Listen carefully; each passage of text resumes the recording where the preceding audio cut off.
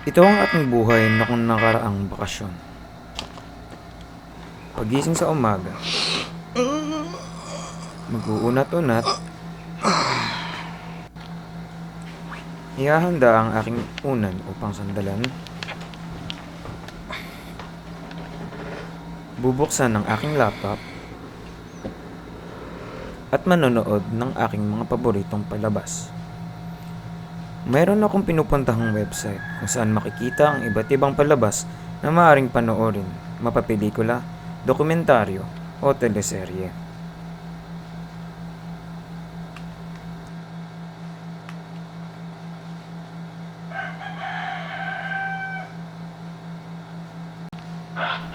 Isa sa mga sinubaybayan kong palabas ay ang Game of Thrones na pumatok sa Pilipinas at sa buong mundo.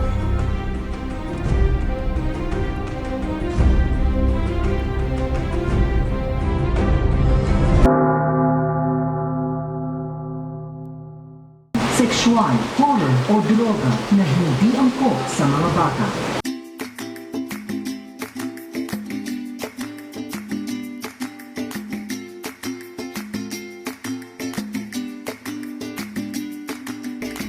Noong hindi pa uso ang internet at video streaming, isang halimbawa ang panonood ng TV.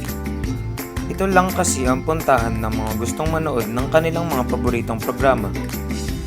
Karaniwang inaabangan ang mga programang pinapanood dahil may oras ito ng pagpapalabas sa TV.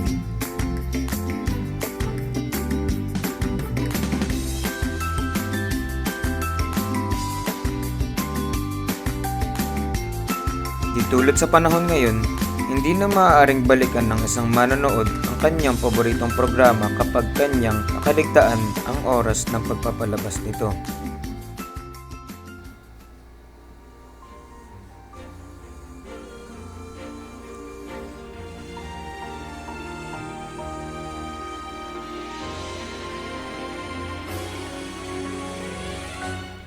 Tulad lamang ng babae ito. Hindi ba masakit? Hinabol mo na nga.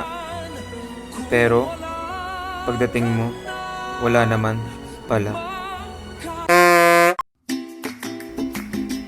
Ngunit sa kabila nito, nakapagtitipon ang buong pamilya sa panonood ng TV. O diba? Sama-sama, masaya.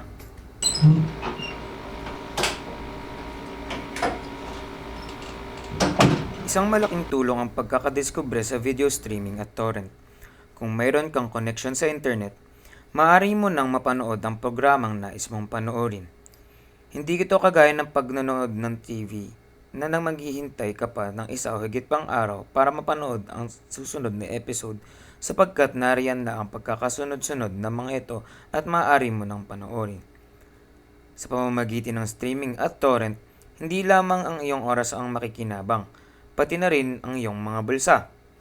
Karaniwan kasing libre ang mga palabas. Napanood mo na nga ang lahat ng gusto mong panoorin, nakalibre ka pa. Pa!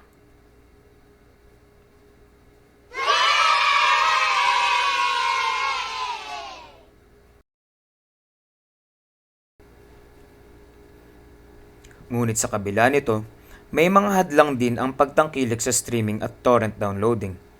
Sa katotohanan, ito ay pinahihintulutan ng batas dahil ito ay isang uri ng piracy na itinuturing ilegal.